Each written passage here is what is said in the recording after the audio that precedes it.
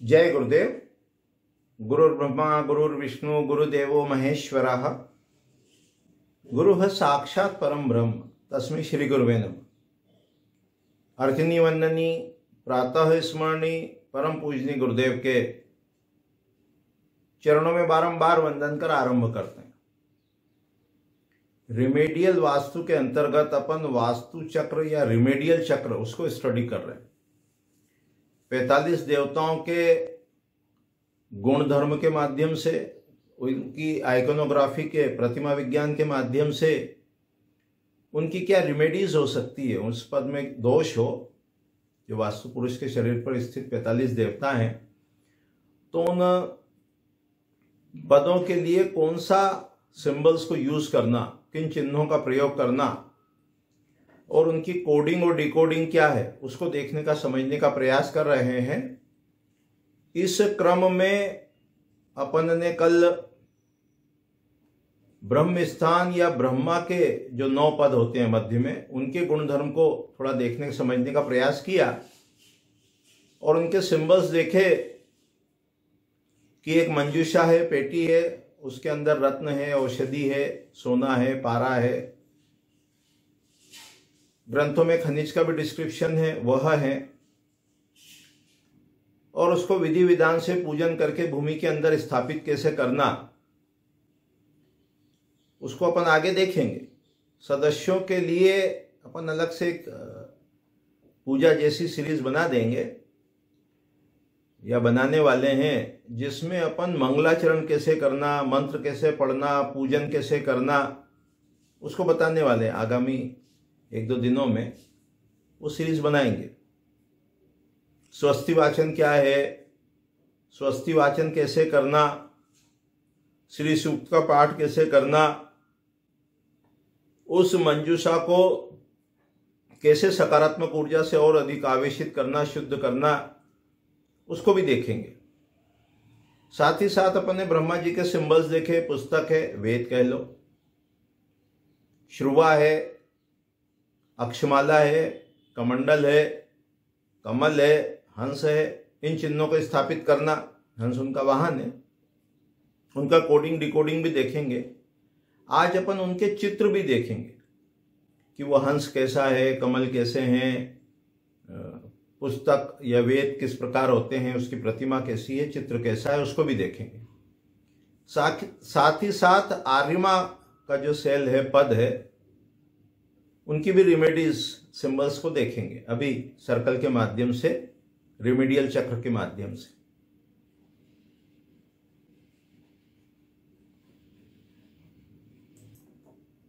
आज अपन यह भी देखेंगे कि ब्रह्मा जी के जो सिंबल्स बताए वो क्या रिप्रेजेंट करते हैं,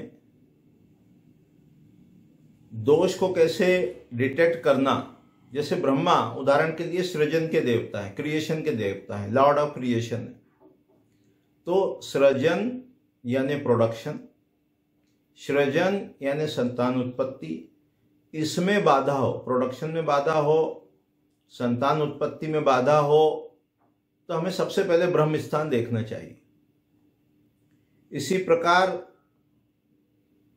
हंस क्या चीज रिप्रेजेंट करते हैं, वेद क्या रिप्रेजेंट करते हैं, अक्षमाला क्या प्रदर्शित करती है, कमंडल उसका जल क्या प्रदर्शित करता है, इसको भी आज की इकाई में पाठ में देखेंगे और वो सिंबल्स भी देखेंगे किस प्रकार के होते हैं। तो अभी थोड़ा पहले रिमेडियल चक्र को देखते हैं, फिर वो सिंबल्स देखते हैं। ये जो अपना चक्र है, शीट है, इसको अपन ने रिमेडियल चक्र नाम दिया। ये शीट नंबर 5050 है और ये शीट्स विक्रय के लिए उपलब्ध हैं। इसका जो शुल्क रखा है वो 1000 रुपये रखा है। ये जो है शीट है, ये 5050 नंबर की शीट है और इसका जो शुल्क अपन ने अभी रखा है वो 1000 रुपीज रखा है, 1000 रुपये रखा है। तो दिए गए फोन नंबर पे संपर्क कर सकते हैं। अब यहां जो अपने को ब्रह्म स्थान है उसमें क्या क्या लगाना ये दिया हुआ है, बताया गया है। मंजूषा कह लो, कलश कह लो, उसको अपन डिटेल में अलग से देखेंगे मेंबर्स के लिए। आज अपन क्या देखेंगे कि ये जो हंस है इसका चित्र कैसा है। तो इस प्रकार का हंस का चित्र है और यह हंस रिप्रेजेंट करता है नीरक्षीर विवेक। हंस एक ऐसा पक्षी मानते हैं अपन कि यदि पानी में दूध में पानी मिक्स करके रख दें तो वो केवल दूध ही ग्रहण करता है। तात्पर्य क्या है कि अपन अपने कार्य की बातें ही ग्रहण करें, निरर्थक बातों की ओर ध्यान न दें। ये रिप्रेजेंट होता है हंस से और इसको याद दिलाने के लिए हंस का चिन्ह लगाना चाहिए। तो यदि ब्रह्म स्थान में दोष है तो उसका क्या सिम्टम है, उसका क्या लक्षण है कि व्यक्ति जो है वो निरर्थक कार्यों में अपनी ऊर्जा का अपव्यय करता है, खर्च करता है। कमंडल जो है वो इस प्रकार का कमंडल है और कमंडल के जो जल है वो रिसोर्स को प्रदर्शित करता है कि जो भी कार्य करना हो उसमें आपके रिसोर्सेस आपके पास हैं क्या, चाहे वो धन हो, चाहे वो टेक्नोलॉजी हो, चाहे वो व्यक्ति हो, चाहे वो उसका ज्ञान हो। जितने भी रिसोर्सेस हमको अपने कार्य के लिए चाहिए, जैसे अपन वास्तु करते हैं तो वास्तु के लिए रिसोर्सेस क्या होंगे, वास्तु के ग्रंथ हैं, उसकी पूरी टेक्नोलॉजी है, उसके पूरे इंस्ट्रूमेंट्स हैं, उसके पद विन्यास है, उसके लिए जो भी हमको सारा जो ज्ञान चाहिए और प्रैक्टिकल एप्लीकेशंस। तो कोई भी कार्य के लिए उसके रिसोर्सेस वो रिप्रेजेंट करता है कमंडल का जल। अक्षमाला रिप्रेजेंट करती है कैलकुलेशन कि जो भी हमारे पास समय है, धन है, टेक्नोलॉजी है, उसका कैसे ऑप्टिमम यूज करना, कैसे उसका सदुपयोग करना। तो जितनी भी रिसोर्सेस अपने पास अवेलेबल हैं उसका सदुपयोग करना, ये गणना यानी अक्षमाला रिप्रेजेंट करती है।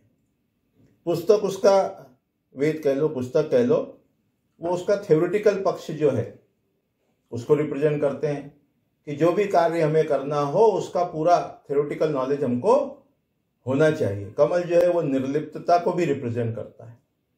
तो इस प्रकार से ये जो सिंबल्स हैं इसके मीनिंग को भी समझेंगे और उस प्रकार से कार्य करेंगे, निर्लिप्त होकर कार्य करेंगे, रिसोर्सेस पूरे लेके कार्य करेंगे, निरक्षीर विवेक, अपव्यय नहीं करेंगे, सदुपयोग करेंगे। ये सारे की सारी कैरेक्टरिस्टिक्स जो हैं ये होने पर ब्रह्म का पद कह लो, ब्रह्मा का पद कह लो, वो सकारात्मक ऊर्जा से आवेशित होता है या उसको वो इन्हांस होता है। जो ब्रह्मा पद है वो एक्टिवेट होता है, वो जागृत होता है। इसी प्रकार ये जो आर्यमा है इनको बताया कि ये सूर्य है, तो सूर्य से रिलेटेड जितने सिंबल्स होंगे, जैसे सूर्य के रथ में ध्वजा है तो ध्वजा यहां आएगी, ध्वजा में सिंह है तो सिंह का चित्र आएगा जो धर्म को रिप्रेजेंट करता है। फिर उनके चिन्ह में जो शास्त्र में लिखा है वो ओम बताया, फिर दंड बताया। तो जो भी सूर्य से संबंधित सिंबल्स हैं वो सारे के सारे सिंबल्स अपन यहाँ आर्यमा के पद में उपयोग में ला सकते हैं। तो ये सारा अपन ने निघंटु के आधार पर, मानसार के आधार पर, महिमत के आधार पर, वास्तु के जो विभिन्न ग्रंथ हैं उनके आधार पर तैयार करने का रखा है या तैयार किया है। इसको और थोड़ा सा विस्तार में धीरे धीरे अपन देखते जाएंगे। तो आज अपन ब्रह्मा जी के सिंबल्स देखे कि उनकी आकृति क्या है। आगामी पाठ में अपन यथासंभव स्वस्ति वाचन देखेंगे। यथासंभव अपन आगे की सीरीज में श्री सूक्त का पाठ भी करना सीखेंगे, जानेंगे। उसी क्रम में पूजन कैसे करना उसको भी देखने का प्रयास करेंगे। कुछ सीरीज केवल सदस्यों के लिए रहेगी, तो जो भी अधिक जानकारी प्राप्त करना चाहें वो व्हाट्सएप के माध्यम से संपर्क कर सकते हैं। अभी इतने ही कह के वाणी को विराम देते हैं। जय गुरुदेव, जय गुरु।